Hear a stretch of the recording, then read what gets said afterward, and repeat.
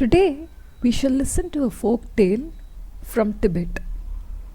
Tibetan folklore is very rich and has a wide variety of characters, right from ghosts, creatures, to just plain simple animals telling us their stories with a deep moral. Many of Tibetan folklore is taken from other countries, though there are many more stories which are native to Tibet itself. Even the borrowed stories are retold, enriching the flavor of the landscape of Tibet, making it very local. Today we shall listen to the story of the frog and the crow. A crow once caught a fat frog. The crow flew to the roof of the neighboring house to eat the frog there. Even as the crow landed on the roof, the frog chuckled happily. The crow was surprised to hear the laugh of the frog. "Why are you laughing?" The frog grinned. "I just realized something. You have brought me here to eat me, and this is where my father lives, on this very roof. My father is very strong and fierce. I'm certain that he will avenge my death in case anyone kills me." The crow suddenly became very silent when she heard of the strong father. The crow did not want to be attacked by the father frog. So the crow did the most natural thing. She flew to another corner of the same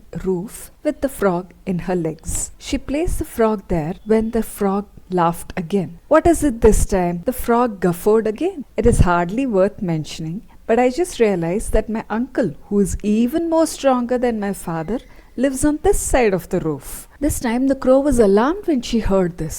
She realized that eating this frog on this roof was very dangerous, and there would be repercussions for her. She carried the frog in her beak and flew away from the place. Soon she found a well brimming with water far away.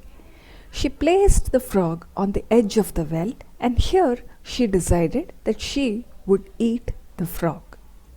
The frog looked around the well and then studied the crow. The crow was sure that this time the frog was not going to claim that any of its relatives lived here. The frog did not make any such claims. It just studied the crow's beak. "Your beak is not sharp enough," the frog told the crow. The crow was confused. "What does that mean? I have saved you from revenge twice. At least for that, before you eat me, would you please sharpen your beak so that it would be easier for me to meet my end?" The crow studied its own beak. The frog pointed at the stone on the other end of the well. "You can sharpen your beak on the stone there." The crow realized that the frog was right. Its beak was not very sharp enough, and having a sharp beak would be helpful for itself. So, letting the frog go, the crow sharpened its beak on the stone. After some time, the crow realized that its beak was very sharp. The crow was proud and turned around, only to find that there was no frog anywhere. "Where are you, frog? Look at how sharp my beak is."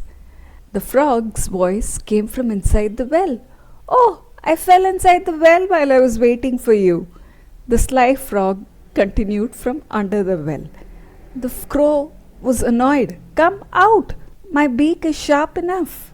The frog laughed again. "I cannot get up the side of the well, so the only way out of me is that I have to go deeper into the well." That was when the crow realized that the frog had fooled it, but there was nothing that the crow could do and flew away from it. The clever frog dived deeper into the well and escaped its fate on that day. I hope you enjoyed the story.